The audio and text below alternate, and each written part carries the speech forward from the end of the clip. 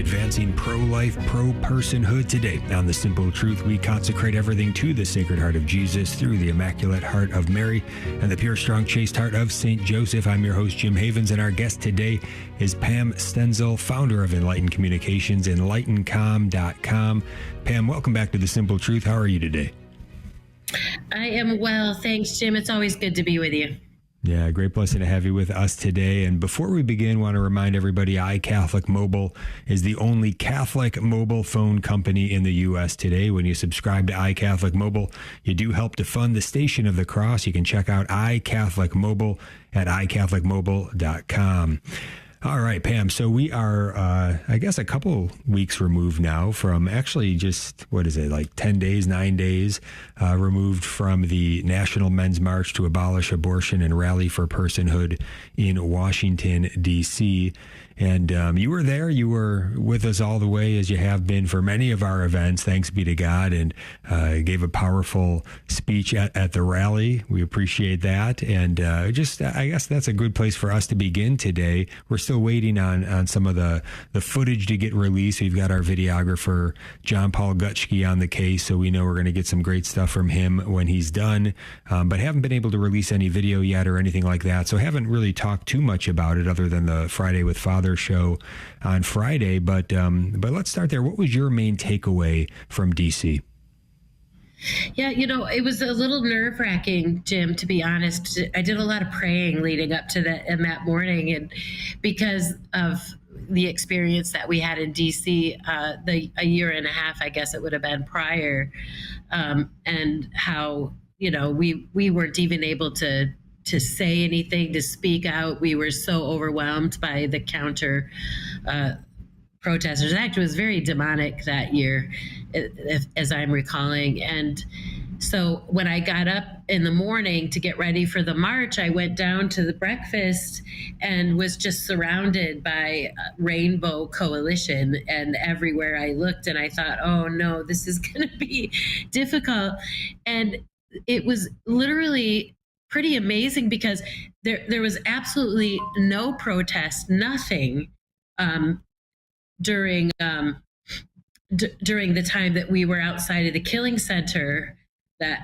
And then obviously peacefully we marched to the White House, and when we got to the White House there was another rally going on, but it was very it was loud, but I think they were winding down and it was a little ways from us. When we got to the part where we were getting ready to speak, and Jim, your opening was so powerful. And the sound system, I think, Jim, was the loudest that we've ever had a sound system.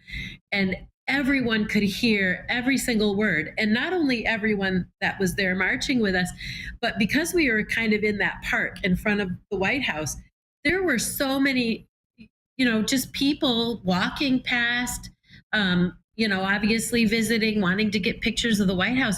And they could not help but hear all of the words that we're saying. And I noticed just watching, around, quite a few folks that were, listening to what we had to say. And then, of course, 50 yards, 100 yards in front of us, the whole Pride rally that was going on as well. But I really felt like everybody was everybody spoke so well. We had some amazing speakers, and because the sound system was beautiful. There was no way you could have been within 50 yards of the event and not heard every single word clearly. Our sound guy Mark did a phenomenal job, and I noticed that as well. There were some people that would stop and listen, and I think they stayed listening longer than maybe they thought that they would, because our message so reasonable. And I think when people stop and listen and actually hear it, perhaps they've never heard it expressed that way or heard many of the things that they would have heard from the speakers there. So I think it probably, caught some folks by surprise and made them think quite a bit. Anything in particular that it was within your message that you proclaimed there that you felt was, something that the Holy Spirit in particular Hitler was kind of, just stirring in you to make sure that you were going to get out that day? Jim, I think because when we talk about personhood and the importance of constitutional protections for persons, which would include every human being from fertilization until natural death, because my own personal testimony, of course, was having been conceived and raped. My biological mother was 15 at the time that she had me. She was in foster care, which is painful as well. So to think about this 15-year-old teenage young woman who's raped and in foster care, I think what saved and spared my life was the good pro-life people in the state of Michigan, where abortion was illegal even in the case of rape in 1965. So the reality is, had I been conceived under those circumstances a decade later, let's say 1975, I probably would have been killed by the state. I don't know, in a climate where abortion is the answer every time when it comes to rape, that the state would have most likely just rushed this 15-year-old off to an abortion clinic. And so one of the things that when we talk about personhood, and one of the reasons that I have been advocating personhood at least the last 20 years, is that it's not the pro-abortion community. It's not the pro-aborts that are like, well, we need to make an exception for rape, because the pro-abortion crowd, the people who call themselves pro-choice, but they're pro-abortion, they're for the murdering of unborn children. They want zero restrictions for any reason. They want abortion legal through all 9 months and yet beyond. So it's not a compromise situation. They're not going to agree to any type of legislation that would limit abortion, no matter what your exceptions are. So the reality is that this whole constant putting these exceptions in what we call pro-life bills, like rape, incest, adverse diagnosis, Down syndrome, viability, all of those things, those are done by pro-life people who call themselves pro-life, people who would consider themselves as part of the movement to protect unborn children. And so the frustrating thing for me is this call for personhood, like you said that day and have always said, is common sense. The reality that what we've been doing and what the mainstream pro-life movement has been doing and advocating for the better part of almost 50 years now, over 50 years, is they've been advocating for this incrementalism, for reducing or restricting abortion, not abolishing it.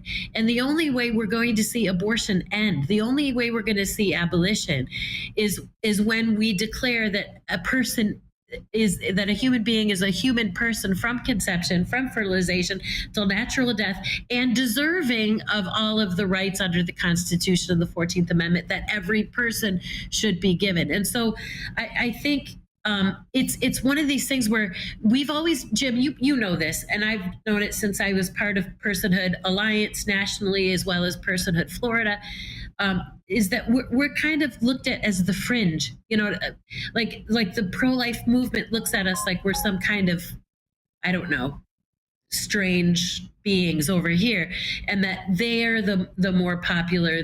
And after Dobbs, what was interesting is some of the movements, like Lila, I think with Live Action, said, well, we accomplished this where Dobbs has been overturned. The new North Star is now personhood, as if all of a sudden they've decided they're about personhood when they dragged their feet and weren't involved or making those claims prior to Dobbs. So I don't. For me, it's like we need for personhood to be what every single person who considers themselves pro-life or calls themselves pro-life is pushing for, because it's the only thing, Jim, that's going to end this.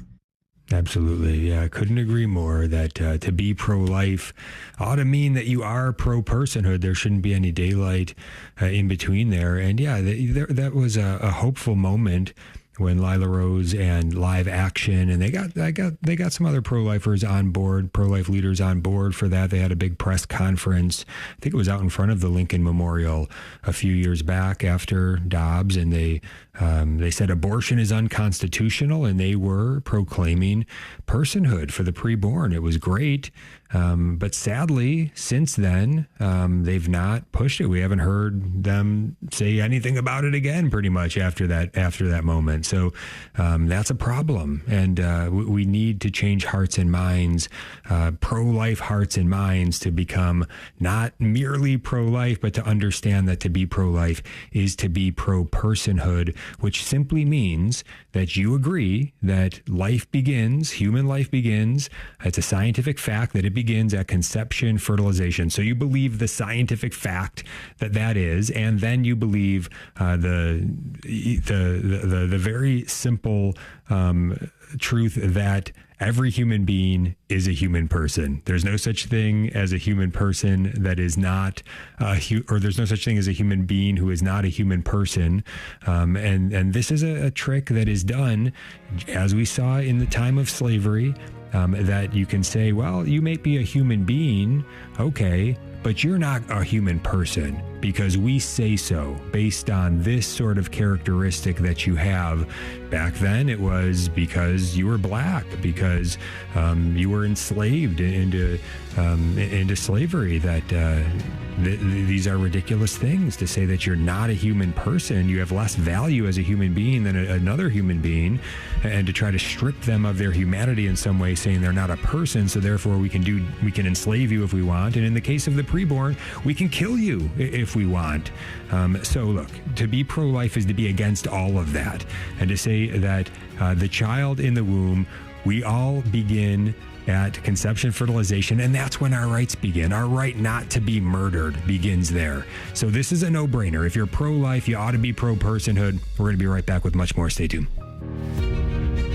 Welcome back to The Simple Truth. Jim Havens here with our guest today, Pam Stenzel, founder of Enlightened Communications, enlightencom.com. And Pam, you had sent me a new book that is out by someone by the name of Mary Ziegler on personhood.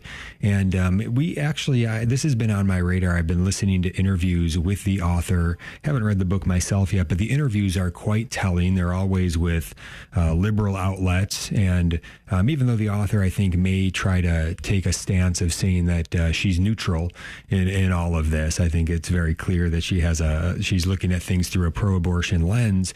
But at least somebody's talking about personhood. Now it's the other side, I think, preparing the way, trying to prepare the messaging, take the framing of it, because the pro-life side doesn't want to talk about it other than us, and maybe I don't know who else is stepping up at the time. Not too many. Sadly, we need that to change. But the pro-abortion side, we see this. This is a big book that she puts out.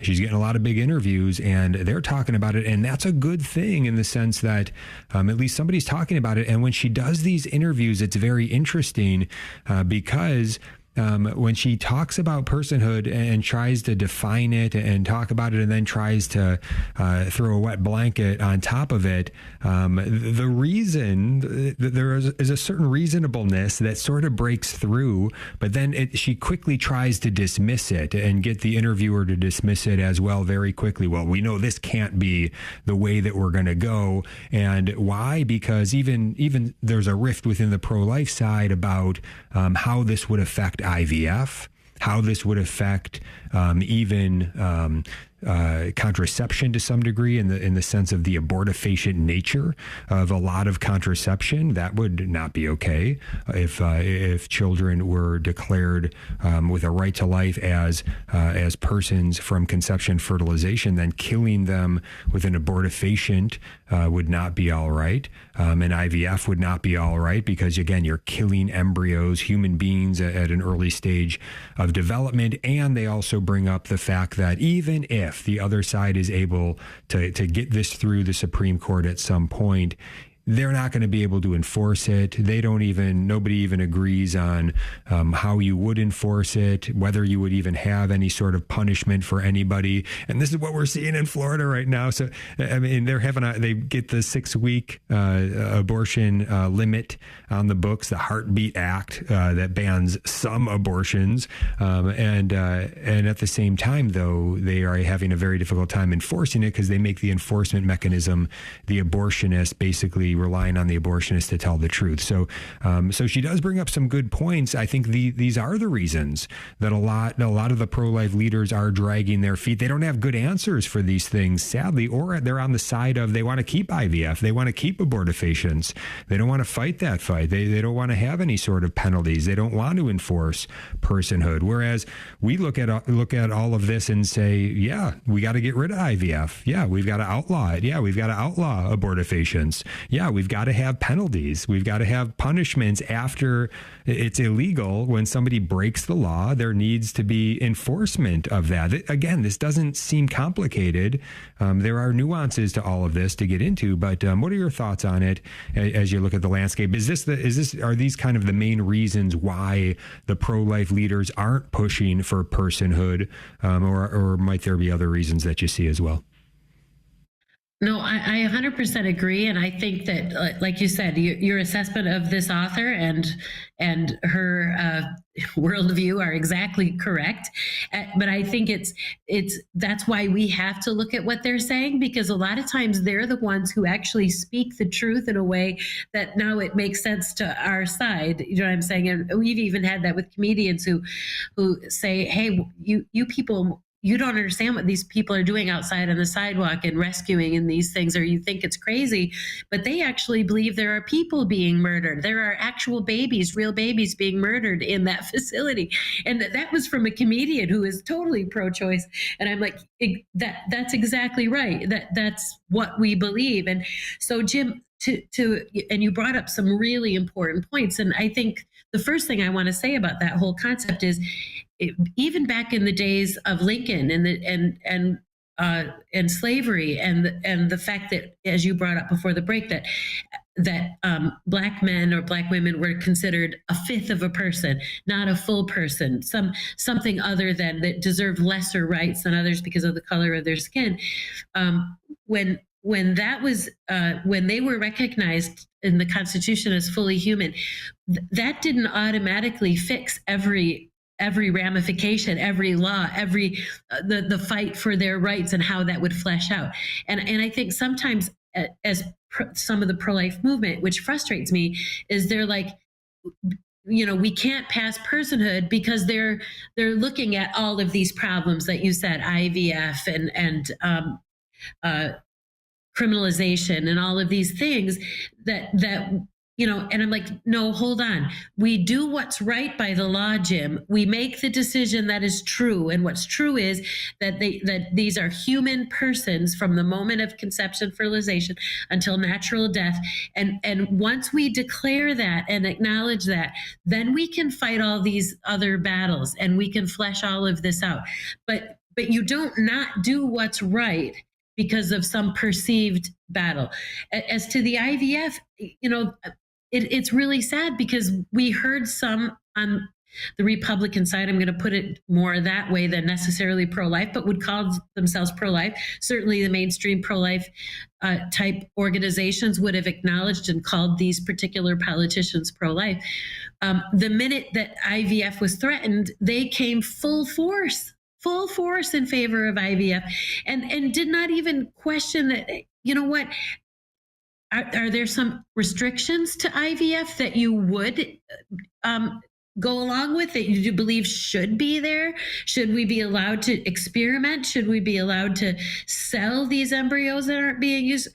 How are we, if they're not even willing to look at that, then to me it's disingenuous. And so they're not really pro-life. IVF is actually not... it's not ethically or morally right. And for me, the frustration with it is that the reality, the vast majority of circumstances with IVF, and certainly there will be outliers and things that aren't the case, but the vast majority of the reason that we have this huge increase in infertility and this huge desire for IVF treatment right now is because we are delaying marriage and we're delaying having children over a decade. We're contracepting women from the time they're 14 or 15 until they're pushing 30, more than a decade of contracepting. STI infections during that time will highly increase the chances that you'll experience infertility. And then you're waiting to even start a family till you're 32, 34, 35. And your fertility rates are much, much lower. So all of the decisions that you made in the vast majority of cases led to this infertility problem. And now you're asking us to do more unethical things just because you wanted to live your life the way you wanted to live it and not have children till 35. So, yes, there are outliers. There are people who have infertility as a natural case, tried starting to have children when they got married young in their 20s and experienced infertility. But that is the outlier and not the majority. And then the other piece is that IVF is being used, as you know, to provide children to same-sex couples and other disordered sexual family type situations.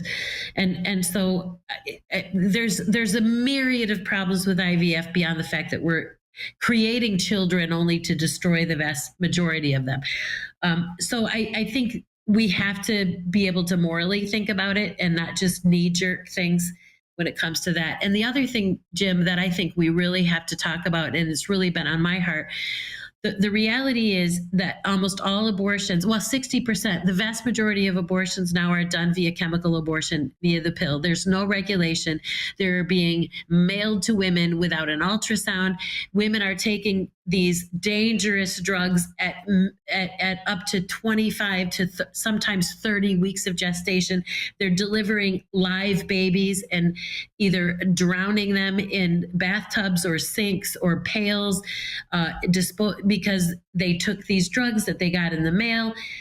We've got access to these horrible drugs by men. Because again, there's no ultrasound, there's no restrictions, there's no rules around this. And so we know of men who have gotten a hold of these drugs and have given them unbeknownst to their partner because they don't want them to be pregnant, and they're having abortions, while they're losing babies or miscarriages or whatever, hemorrhaging. It's so dangerous, all of this mess.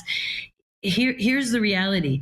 We should, and we do, criminalize a man who gives an abortive drug to a woman without her knowledge or consent, and baby dies. But I don't understand why the pro-life community struggles with the criminalization of women who choose to take the life of their child on their own, by their own hand. The abortion industry calls it do-it-yourself abortion, which is exactly what it is. And the fact that we immediately throw out the concept of holding women accountable for a decision they made that killed their own child, I don't understand that. And I know people say, well, we have to have compassion, we have to love these women. And here's the reality. This generation of women in the last decade, for sure, certainly since Dobbs, has more information than any other generation of women before them. They know exactly what they're doing. They have been offered more help than any generation before them. There are 3,000 pregnancy care centers across our country. There are myriads of ways they could reach out for help. Many of them utterly reject it.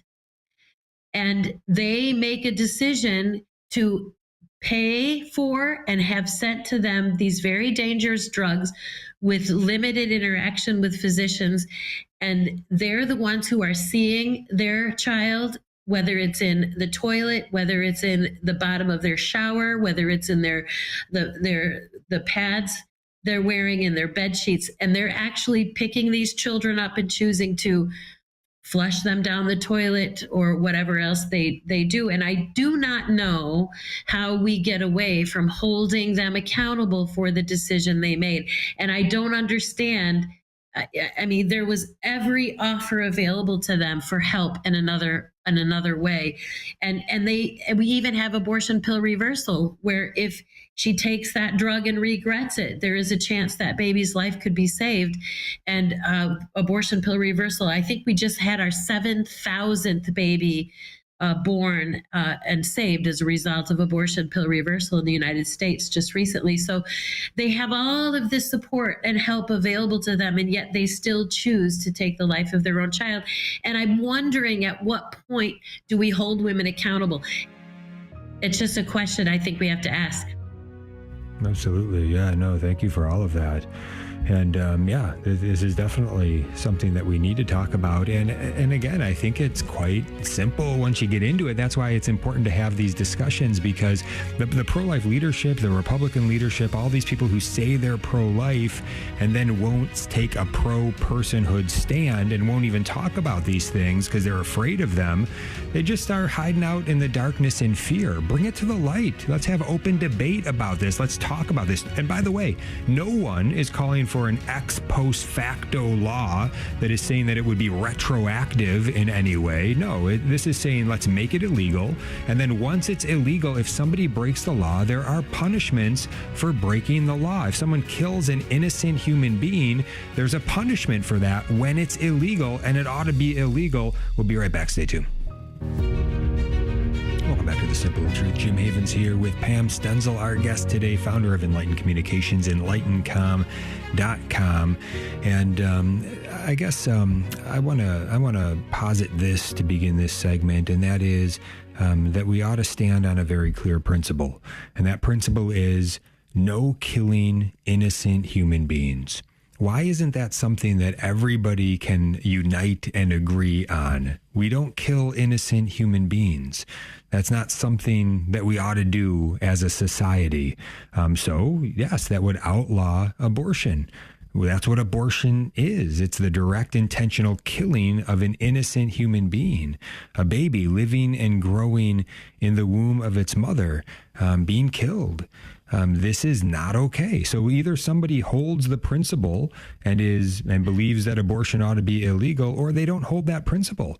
And if you don't hold that principle, then what does that mean? You're in favor? You're in favor of killing some innocent human beings. And I just think if someone can say that and admit that that's the principle that they are in favor of, I think they're going to get closer to maybe changing their belief on this, changing where they're at on this, because that's a pretty harsh thing to believe once you look at square in the eye. Are you for killing some innocent human beings? It's a bad place to be. And look, I think we can all look back to the times of slavery before the Civil War, when it was baked in to American society, and say, if I was back then, I'd be on the side of the abolitionists. Of course, I would see that that was wrong, and I would be against it. I wouldn't be in favor of it. I wouldn't go along with it. Everybody, I think, would say that now. But look, what would be the principle then? The principle is you're against enslaving innocent human beings. No enslaving innocent human beings. Yeah, we should all be able to hold that principle. No enslaving innocent human beings. Not I'm in favor of enslaving some innocent human beings. I'm not in favor of any of it, right? Why can we see that principle, but we can't see the principle no killing innocent human beings? It's because of the time we're in. And I would say, if that's what you believe now, that you're in favor of killing some innocent human beings, then you would have been in favor of enslaving some innocent human beings back then. In fact, I've been doing a little bit of the research into the history, and always very interesting to do that, and getting into one area that is very troublesome, and that is, were there any Catholic bishops that stood up as abolitionists in that time when slavery was in its heyday in American culture? And sad to see, I really can't find much in terms of any Catholic bishops that spoke up for the abolition of slavery. I found one. The best one that I can find at this point is a Bishop John Baptist Purcell of Cincinnati. It says he's one of the very few Catholic bishops in the U.S. before the Civil War to openly denounce slavery. But even him, it says that while he wasn't militant like some abolitionists, he supported gradual emancipation, but he did make clear moral condemnations of the institution of slavery. So that's kind of the best of the bunch. It seems most of them went along with it, even though the Catholic Church's teaching has always been anti-slavery. You can't enslave innocent human beings. And they did. There was a strong document that came out around that time, and it was not received well in America, sadly. So just to think of it in historical context, we got a lot of people going along with it right now who might even say, yeah, I hold that principle, that no killing innocent human beings. But, I'm not going to go and be a part of the Men's March now. I'm not going to go out and publicly, put any skin in the game here. I'm not going to do anything that is going to stick my neck out. And that was, again, a lot of what was going on historically, back with a lot of Catholics in the time, the Catholic bishops. I guess that was the main excuse from what I'm seeing, is that they would say, well, there's such anti-Catholicism going on in the country. We're already not being very well received.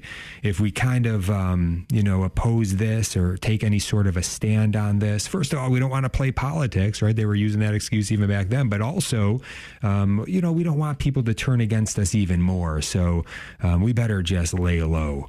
There's all kinds of excuses, right? But the bottom line is, when we're living in a time where they're mass murdering innocent human beings, we all have a responsibility. And so we need to look at reality here and take responsibility, repent of what we've done and what we haven't done, make that new resolve to do more and start living a life of reparation in our time, and to start taking some action. Pam, anything that you want to propose for us today in terms of action? You definitely are one who is taking action day in and day out. How can people get more active, do a little bit more here than maybe what they're doing? Well, I think they really do need to speak out, and they need to be clear about what it is we're after. We're not after abortion restrictions. We're not after having a few less abortions this year than we had last year. We are 100% for the ending of the murder of preborn children.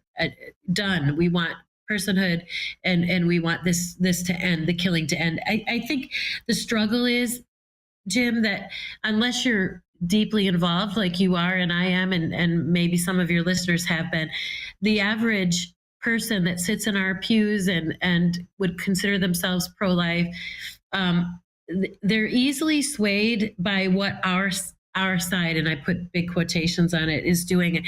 I think about in Florida, where we claimed and danced and did victory marches and said the pro-life movement has won, first when we passed, and then it was able to be enforced, the 6-week ban, which had every exception under the book, and we've gone over it before. Maybe we've had a few less abortions. I'm not even convinced that's true, because they have no way of regulating the abortion pills that are coming across state lines. So the reality is, I don't really know. Was it 12,000 less abortions or 5,000 less abortions? Not sure. What I do know is that on record, there were 65,000 abortions in Florida last year with the law. And so, we stood up and we, made a victory march. We defeated Amendment 4, which needed to happen 100%. It would have been a nightmare if we didn't. However, just defeating that amendment with 57% voting in favor of it, I don't know, that we can do victory laps. And what I see happening on the ground, and I'll be in St. Petersburg, Florida on Saturday, and the bishop, our bishop in the Tampa Bay area, will be there. And we'll see how many people actually show up to actually make a statement. But what ends up happening a lot, the average person, is they're like, Jim, we won. We had all these great successes. Florida is a restrictive state, and why do I need to do anything more? We're building complacency in, and we're allowing people to be okay with these small victories, and that Are they victories? Are they not? I'm not sure. And if we dare to criticize it, Jim, I hear from people, well, Pam, you can just be happy for this. Isn't that good enough? And you know how many times they've told me when I've said, how dare you keep putting the rape exception in every pro-life law you make? You keep throwing me and children like me under the bus. And they keep saying, Pam, but you're just a small percentage, and we'll come back for you one day. Let's just exalt and celebrate this victory, and maybe someday, Pam, we'll come back for you. They've been saying that to me for 50 years, and they've never once come back for me. And children like me. And so for me, when you try to raise up the faith community, our Catholic community, when we start to stand up for life, and they sit here and go, well, we kind of did. We voted no on Amendment 4. And so, we did our part, and they feel like they're done. There's no need to do anything more than what they've already done. Right. Yeah. And that's one of the reasons why we do the Men's March, the Rally for Personhood, is to give an opportunity for people to stand up publicly. There are things that we can do, right? Getting on the ground, getting involved in sidewalk ministry, perhaps outside of a killing center, praying out there and maybe reaching out, getting trained up and reaching out there. By the way, you can go to lovewillendchildkilling.com. I've got some videos up there, some very simple things, how you can get to the sidewalk very quickly and be equipped to really be able to reach out. Some things that I learned along the way, I share them with you there at lovewillendchildkilling.com. But also we need to be able to basically rise up publicly and be accounted for. That's how you make some noise in a political nation that we're in. What do we have? A constitutional democratic republic, right? We've got to stand up and we've got to be accounted for, so that the politicians see, oh, wow, something's happening here. Wow, these pro-lifers are now, pro-life now means pro-personhood. What if they got that message? Pro-life is pro-personhood now. And that's what everybody is asking for. That's what everybody is demanding with a sense of urgency, because guess what? We're not coming back for anybody who gets killed today. They got killed today. There's no coming back for them. We didn't step up and save their lives. And that's going on by the thousands every single day in this nation. And we're not rising up and doing anything about it as a group. And so we need to do that. I'm sorry, one march a year, the March for Life, is not enough. Plus, that is not, the messaging just isn't strong enough there. Sadly, they're not saying pro-life is pro-personhood. You won't hear the word personhood at the March for Life, sadly. That should be the theme every single year. End the killing, right? End all of the innocent, the killing of all innocent children, no more, right? That's not the message. It's not a message of ending it. It's a message of getting together and marching for life, and that's about it. And whatever comes from it, comes from it. But look, it's a good thing. Again, I'm happy that we do that. I'm happy that that's a thing, and may it be a launch pad to much more. But sadly, it's a lot of people that go out there and then they say, I washed my hands of it. I did my one thing. I did my public witness. We need more, right? That's not the message that we need to send. The message we need to send is, it's time to end this. It's time to end it now. And pro-life is pro-personhood. End all of it now. We're standing up for all innocent human beings right now. And so, look, it's just a message that has to catch on. And so how does that catch on? It's person to person, heart to heart, each person catching the fire of this and saying, all right, I'm willing to stand up on this. And look, we have not gotten huge numbers at a lot of our events. This one in DC, maybe about 100. But I will say what I saw out there was a refined sort of gold, right? The folks that were there, man, we were united and we were on message, and it was a beautiful thing. I know Boston is where we've had our biggest events. We've had up to I'd say 500 people on our side come on out. Hopefully we're going to have that much, maybe even more. Who knows? Maybe we'll get surprised, but we got to catch the fire person by person and spread that fire in the meantime. But the next event for the National Men's March to Abolish Abortion, Rally for Personhood, November 1st, All Saints Day in Boston, Massachusetts. We're going to get all the information up on the website soon, themensmarch.com, but save the date. And, this is for men to march together, but also for all women, children, families to join together at the rally point as well.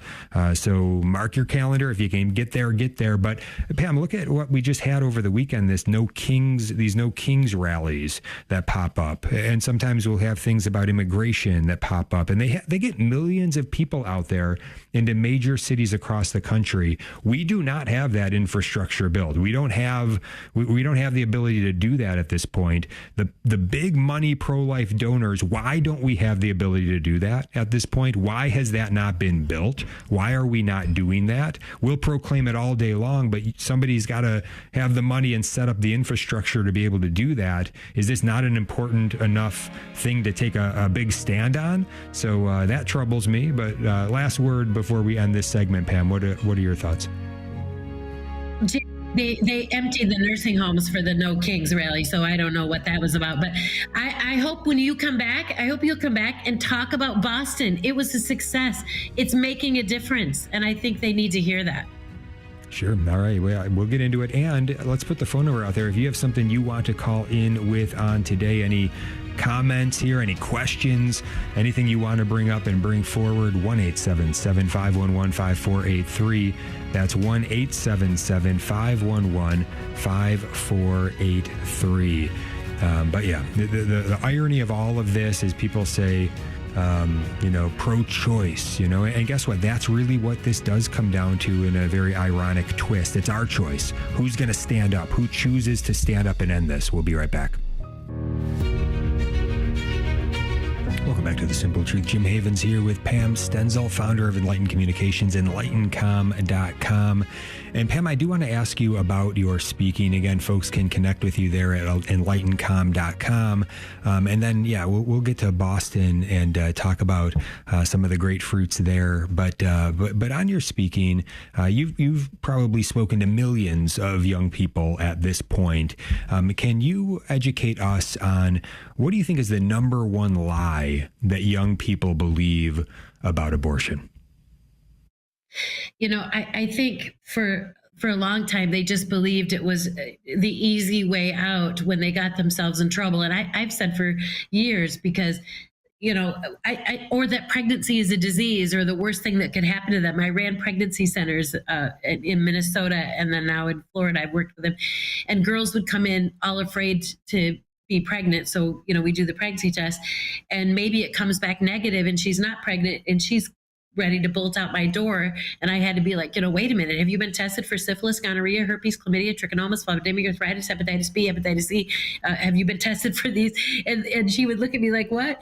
The biggest fear they had when they were having sex outside of marriage was that they would get pregnant. Like, that was the worst disease. And I think our culture since the 60s turned pregnancy into disease, and then doesn't even discuss the actual diseases that can do long-term damage to their health and their life and their future fertility. So I think those are the biggest lies. And one of the things that I was able to do for almost 2 decades, and sadly it's not possible anymore, but especially from about 2002 until 2012, I was in a lot of public schools. Now, I wouldn't have been allowed to go into a public school and speak if I was just speaking about the abortion issue, but I was allowed to speak about sex and the consequences of sex outside of a monogamous relationship or marriage. And pregnancy is a consequence. Obviously, it's what it was intended to do. And there are no good options. Your good option was before you had sex outside of marriage. That's when the good option was there. You don't have any good options. And I was able to talk about the negative that abortion is, and the pain that it can cause, and obviously that it is the intentional killing of an innocent child. parenting is another option that they have, and offer the resources there if they would make a parenting plan. But I was also able to share my own story, and the beauty of adoption, and the love that my birth mother had for me in giving me not only my life but a family. And I really feel we've missed the mark culturally and in the pro-life movement when we don't explain the loving option and the very biblical option that adoption is. The fact that adoption, I mean, we're all adopted. Everyone who's listening, who is part of the body of Christ, who is part of their faith, a Christian faith, you have been adopted. Ephesians is very clear that you are an adopted child of God. And so adoption is part of God's plan. And I think the more we raise that up and showed women and men too, dads as well, that adoption can be a loving option, and certainly a 1,000 times, trillion times better than taking the life of your child. So I had the opportunity to share that to a lot of students, which was amazing, and still believe that this education is so important, that our young people need to know. They need to know the truth about fetal development. They need to know truth about sex and its consequences, and they need to know the truth about choices that are life-giving and life-affirming, like adoption. So hopefully we will not forego giving that information to our kids. The sad thing, Jim, is that today the most controversial thing that I'll say out loud, and the reason I have been probably kicked off most public school campuses in this country, is that I'm very clear that men and women are different biologically, that women are not men and men are not women, and it is a biological reality. And that for that reason, I have not been allowed mostly back into the public system at all, which is a sad case in our culture. But it should not be the case in our Catholic schools. And it really frustrates me when politics gets played in our Catholic schools, and our Catholic high schools are refusing to teach the truth when it comes to sexuality, gender, and abortion. So get Pam into your Catholic schools, enlightencom.com. And so for the public schools, how does that process work when you are invited in? If somebody wants to try to get you into a local public school in their area, what do they do? Well, it's going to be a lot of work. I'm just going to tell you this. Like I said, it's been very difficult. In the public school, we don't talk about faith, but it's unnecessary, because the reality is science is true, whether you put God's name on it or not, right? And so I don't have to speak the morality and to the faith piece. We can just talk about the science and the reality, and that sex outside of a monogamous relationship will always bring a cost. So, if they've got a public school that's willing to do that. The sad thing is, like I said, and maybe it'll change, pendulums always swing, but since Obama, a lot of the public systems began to shut down, and we're not open to any message of abstinence or sexual risk avoidance or sexual integrity at all. So it's a sad thing. But as I said, the reality is that no matter what the public system is doing, we need to be doing our faith-based schools, whether they're Catholic or Lutheran or evangelical, need to be teaching the right message. Excellent. Yeah. Connect with Pam. Enlightencom.com is where you can find her. But yeah, let's go to Boston, Massachusetts. So yeah, there's been great fruits in Boston, Massachusetts with respect to the National Men's March to Abolish Abortion Rally for Personhood. Numbers are sometimes a form of fruitfulness, and we have seen our biggest numbers in Boston. Somewhere between 300 to 500 is usually where our events have landed there. Now we did get a lot of opposition last time as well, but that it was even a wonderful opportunity for the men to really display their virtue by God's grace and handle everything very well. And it was a great event last time. And so I hope it's going to be even better, the best yet All Saints Day, November 1st in Boston, Massachusetts. And look, the reason why is because the men who have heard the call in Boston have stepped up, at least a core of them, at least a few of them. And it actually reminds me of this great quote from Sam Adams. So this is very appropriate to Boston as well. And so American founding father Samuel Adams, this is his quote. This is a great quote. He says, "It does not take a majority to prevail, but rather an irate, tireless minority, keen on setting brush fires of freedom in the minds of men." And so that's kind of that idea of, look, people got to catch the fire, and then they've got to share that fire like a brush fire, right? And this is simple once you catch it, right? Every human being is a human person. No killing innocent human beings. We got to end this, right? And we got to stand up to proclaim it publicly, and we got to push forward. And this is what we're called to do as men, is to protect the vulnerable and the innocent who are being exploited and killed and violated in this way. This is on our watch, in our backyards. We've got to step up. And so in Boston, I just want to name a few guys in particular. There's a lot of guys to name in Boston who have stepped up mightily, but three in particular. Joe DiPietro has been a great leader in the Boston area. John Souza has been phenomenal, and Ed Laverty stands out, as well as three outstanding men in Boston who have caught that brush fire and are sharing that brush fire. Again, there are other men as well out there catching it and spreading it. Keep it going. And then on All Saints Day, we're going to be there together in Boston. I thank the Station of the Cross as well. It's the biggest market for the Station of the Cross in Boston, Massachusetts. And so that we have these airwaves in Boston is obviously a big help as well. So make sure you support the Station of the Cross every chance you get. They're doing great work. We're doing great work in Boston by God's grace. So Pam, anything you want to share as we are probably, I don't know, quite a few months out, 4 months maybe from November 1st, All Saints Day in Boston? Well, Jim, one of the things that Joe said, I think that people should hear, is that what they're doing there, the brush fire that they're started, has ignited the church, has ignited the faith community that had been pretty much silent. I thought that was huge, and I think they need to hear that. Praise God. Yeah, so keep it going. Thanks be to God, all by God's grace, all for God's glory, and very grateful for Pam Stenzel and her great work. So pray for Pam, pray for that great work she's doing. And if you want to learn more and connect with her, you can go to enlightencom.com. That's enlightencom.com. Thank you so much for everything, Pam.